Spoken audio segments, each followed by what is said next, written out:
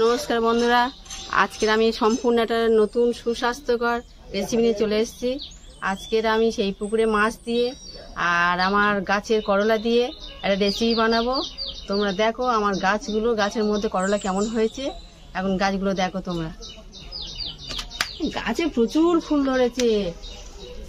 দেখো এই একটা বড় করলা, গাছের করলা হেভি লাগবে মাছ দিয়ে করলে।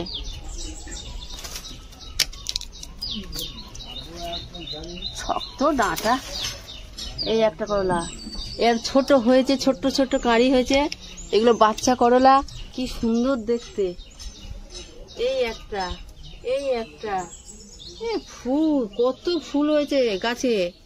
এই ফুলগুলো দেখতেও সুন্দর লাগছে, আর করলা হলে তো দেখতে আরো সুন্দর লাগবে গাছে। এই একটা করলা, এই একটা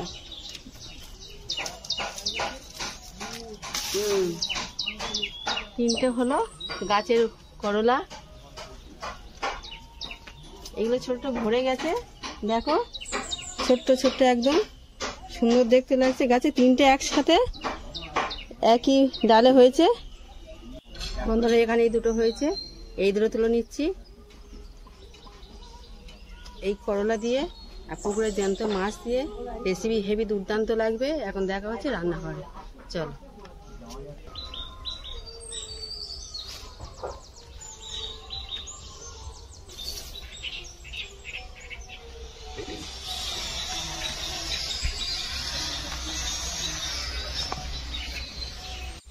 বন্ধুরা এখন মাছ ভাজার জন্য মাছে নুন হলুদ মাখিয়ে নেবো।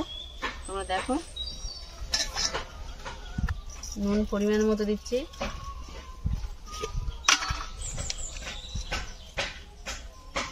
হলুদ দিচ্ছি 2 চামচ। মাছটা মাখিয়ে নিলাম ভালো করে।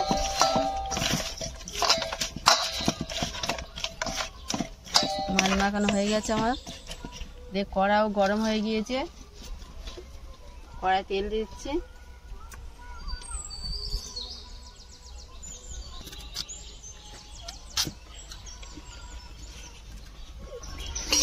তেল গরম হয়ে গেছে,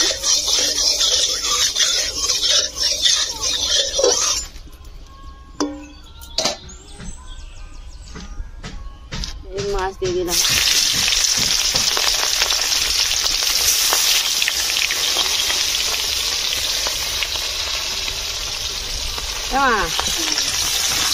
কি হচ্ছে?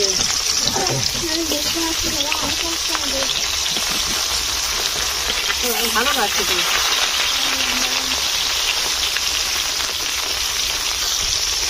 বন্ধুরা আমি এদিকে মাছ ভাজছি, আমার বাবা দিকে আলু করলা কেটে নিচ্ছি। দেখো আলুগুলো এরকম লম্বা লম্বা কাটলে ভালো হবে, সিদ্ধ হবে। হ্যাঁ রে মা, তাড়াতাড়ি সিদ্ধ হবে। সিদ্ধ হবে না কেন?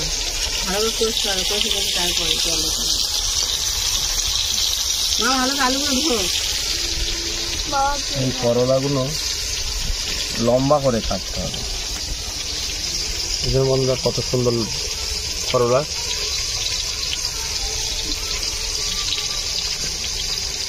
তরকারিটা আজকে ভালো করে করবে।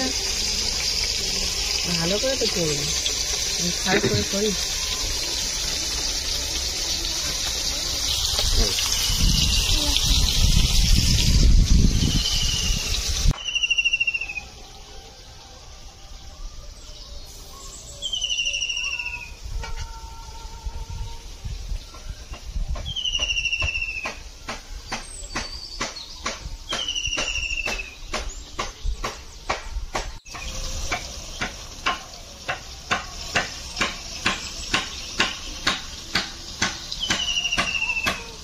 আর এই উচ্ছে কাটা কমপ্লিট হয়ে গেল। এবারে পেঁয়াজ টমেটো ভালো করে কেটে নিয়ে নেবো, পরিষ্কার করে ধুয়ে নেবো, কেটে নেওয়া হবে। বন্ধুরা এইভাবে মাছগুলো ভেজে নিতে হবে। কম তেলে মাছ ভাজা হচ্ছে, দেখো কেমন চেপে চেপে ভাজতে হবে। তেলও কম লাগবে। একদম গ্রাম বাংলা ঘরোয়া পদ্ধতিতে মাছ উল্টে উল্টে নিতে হবে। এই টমেটোগুলো একটু বড় বড় করে কাটতে হবে, আর এই দানাগুলো পরিষ্কার করে ফেলে দেওয়া হচ্ছে যাতে না বোঝা যায় বেশি টক। মোটামুটি এইভাবে কাটতে হবে। আরেকটা এই দুটো তিনটে দিয়ে দিলাম ছোট্ট ছোট্ট টমেটো, এভাবে কাটলে হয়ে যাবে।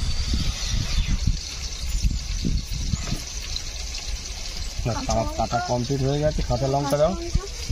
বন্ধুরা মাছ ভাজা হয়ে গিয়েছে, মাছ ভাজা তুলে নেব। এই মাছ ভাজা হয়ে গেছে, তুলে নিচ্ছি। ওটাও খুব সুন্দর ভাজা হয়েছে, লাল লাল ভাবে ভাজা হয়েছে। একটা ছোট্ট মাথা।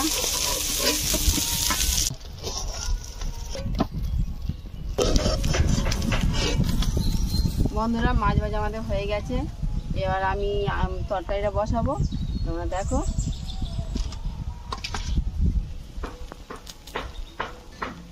বন্ধুরা প্রথমে এই তরকারি করার জন্য এই করলটা ভেজে নেবো।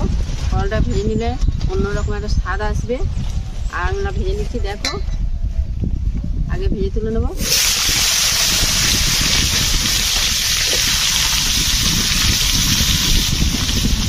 হালকা লবণ ছড়িয়ে দেবো।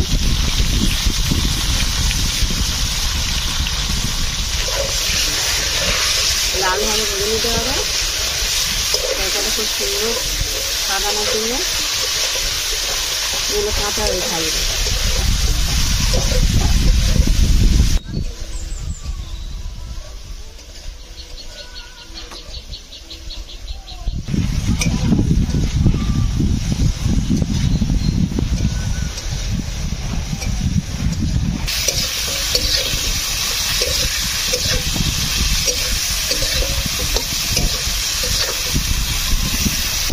এদিকে আনাজ কেটে দিয়ে ওর বাবা ওদিকে আমাদের ঘরে ধান সিদ্ধ করা ছিল, এই ধানটা রোদ্দুরে মেলে দিচ্ছে, বাকি আছে। ওই ধানের চাল আমরা ঘরে খাই। তোমরা দেখতে পাচ্ছ এখানে রান্না হচ্ছে। এই ভাত আর ওই ভাত আর এই তরকারি জমে যাবে। ধানটা ভালো করে দাও। হ্যাঁ রে বাবা, ধান দিয়ে নিচ্ছি।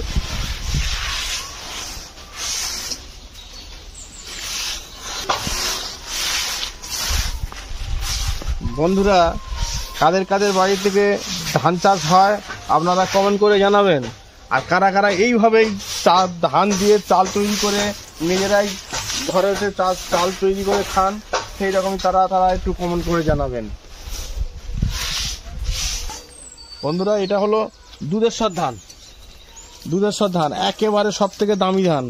এই চালেই আমরা মোটামুটি বাড়িতে তৈরি করে আমরা বাড়িতেই খাওয়া হয়। এটা হচ্ছে বর্ষা ধানের চাষ। এই বড় চাষ না, এটা বর্ষা ধানের চাষ, মানে বর্ষার জলের চাষ। এটাই মানে মিষ্টি ধান যেটাকে বলা হয়। খুব ভালো ধান, আপনারা চাষ করবেন, ভালো লাগবে। আপনারা খেয়ে দেখবেন কিরকম চাল।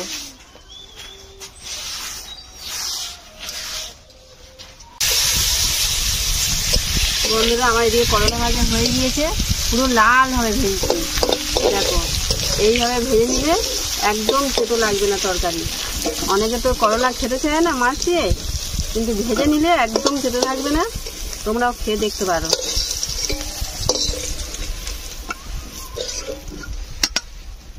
দেখো সুন্দরভাবে, খুব সুন্দর ভাজা হয়েছে। বন্ধুরা ওদিকে করলা ভাজা হয়ে গিয়েছে। তার তরকারি করার জন্য প্রথমে আমি পেঁয়াজ কুচি দিচ্ছি। এই একই তেল, আর তেল দিতে হয়নি। লঙ্কা কুচি, এটা একটু লালভাবে ভেজে নেবো তরকারিটা করার জন্য।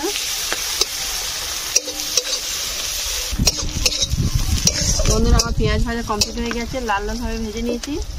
এবার এই টমেটো কুচি দিয়ে দেবো। দিয়ে দিলাম, তাহলে ভালো করে কষে নেব।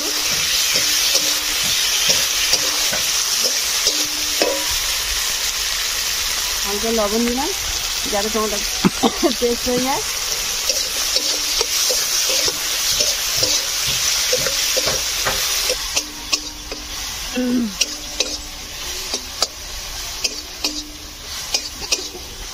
বন্ধুরা টমেটো কষা হয়ে গিয়েছে। একটু হলুদ দেবো,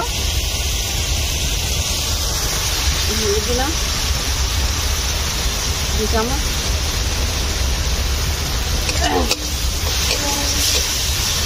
আলুগুলো ছেড়ে দেবো।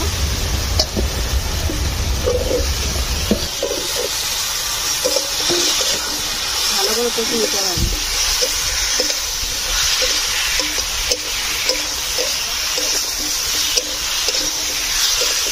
আগে অল্প লবণ দেওয়া ছিল, আর সামান্য লবণ দিচ্ছি।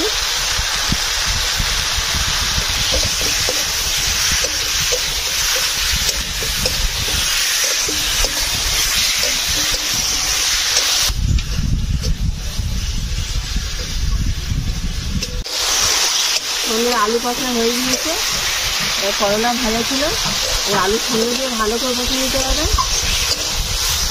আর আলাদাভাবে আগে দেবো না। দুটো একসঙ্গে কষে নিতে হবে।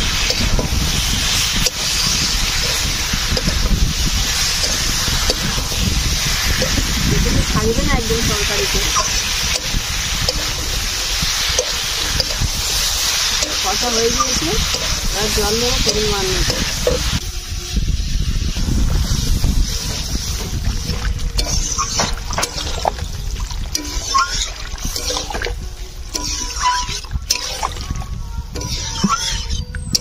জল দিয়ে দিয়েছি, আর আলুটা সিদ্ধ হওয়ার জন্য একটু বেশি জল লেগেছে, আর আমি এটা চাপা দেবো।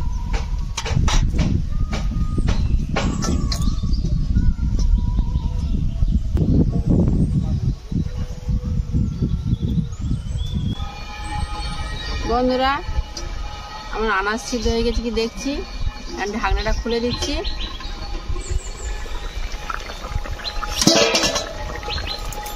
দেখি আনাজটা সিদ্ধ হয়েছে কি। আলু সিদ্ধ হয়ে গেছে, এবার এই মাছগুলো ফেলে দেবো, তরকারির মধ্যে দিয়ে দেবো।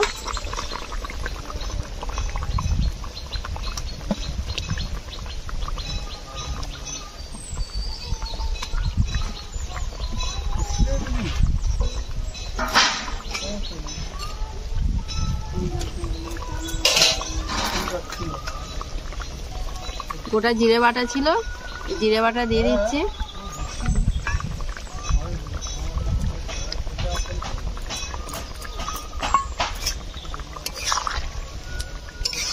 কিছুক্ষণ পরে আমি নামিয়ে নেব।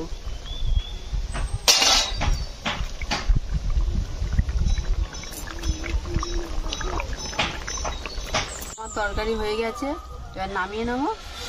দেখো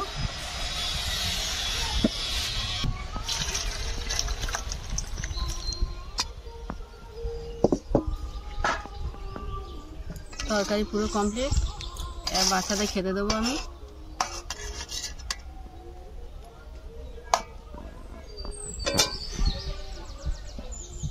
বন্ধুরা, আমরা এখন খেতে বসে গেছি, দুটো মেয়ে আর আমি। এবার ওদের ভাত দিয়ে দিয়েছি, তরকারিটা খুলে দেখছি।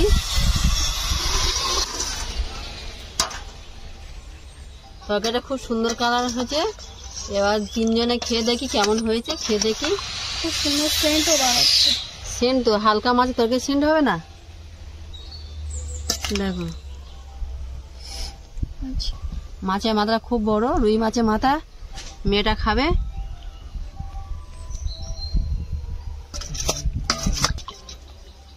এই মা ভাতটা টে করো।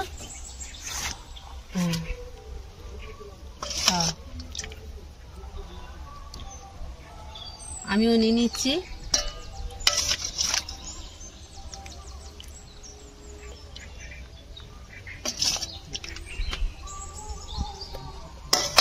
মা খাও।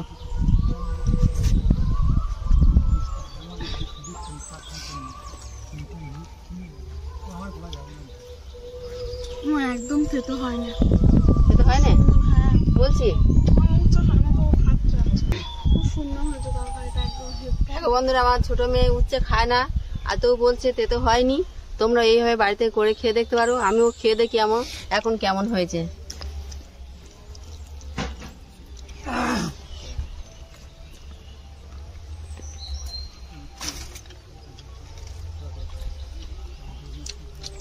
খুব সুন্দর হয়েছে, পুরো হালকা তরকারি, রিচ ছাড়া। তোমরা এইভাবে বাড়িতে খেয়ে দেখবে কেমন হয়েছে।